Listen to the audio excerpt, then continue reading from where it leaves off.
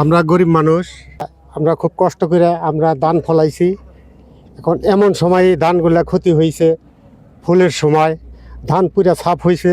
এইটা আমাকে বছরের একটা সারা বছরের একটা খোরাকি। এখন এই আমি অটো ভ্যান চালিয়ে খাই, ওদিন বাইয়া ওদিন অটো ভ্যান চালিয়ে কটা সার আনি, হয়তো কামলান হইতে পারি না নিজেই। একবেলা গাড়ি বাই আরেক বেলায় পরিচ্ছন্ন করি, কৃষিকাজ করে মানে যাই জঙ্গল আমিতেই ফেলাই। এখন চকটা উড়াগারে এই টাইগার খোলার আলিফ খোলায় এই গ্যাসের কারণে সমস্ত চকই পরিষ্কার হয়ে গেছে পুইরা।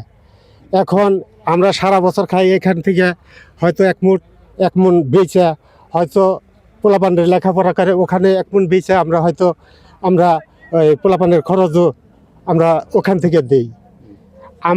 আমার 30 ডিসিমাল জায়গা আমি কটে রাখছি, বছর গেলে আমার 25,000 টাকা দিতে হয়। আমরা 3টা ফসল ফলাই, এই বছরে করে আমার 25,000 টাকা বছর গেলে দিতে হয়। এখন ধান তুন পুইরা ছাপ হয়ে গেছে। আপনারা হয়তো জানেন যে যখন ঈদ ভাটা ঈদ পড়ানো শেষ হয়, একেবারে শেষে গিয়ে যখন আগুনটা বন্ধ করে বা নিভে ফেলে, তখন আশেপাশে যে সমস্ত ফসলি ক্ষেত আছে, এই ক্ষেতগুলো এই বন্ধের কারণে বা ধোঁয়ায়, কালো ধোঁয়ায় এগুলো ক্ষতিগ্রস্ত হয়।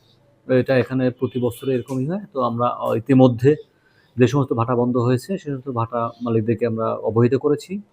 সেক্ষেত্রে আমরা কৃষি অফিস দ্বারা ইতিমধ্যে ক্ষতিপূরণের একটা প্রাথমিক তদন্ত করিয়েছি। উপজেলা প্রশাসন, কৃষি অফিস, যারা ক্ষতিগ্রস্ত কৃষক এবং ইটভাটা মালিক সমিতি, এগুলো বসে আমরা ক্ষতিপূরণ নির্ধারণপূর্বক যা ক্ষতিগ্রস্ত কৃষকদেরকে ক্ষতিপূরণ পাওয়া সম্ভব সব ধরনের ব্যবস্থা গ্রহণ করব।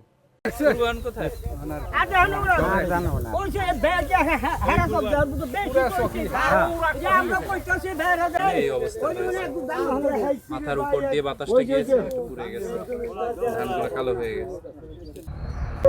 মাত্র সার পানিটা বলছি করে রসা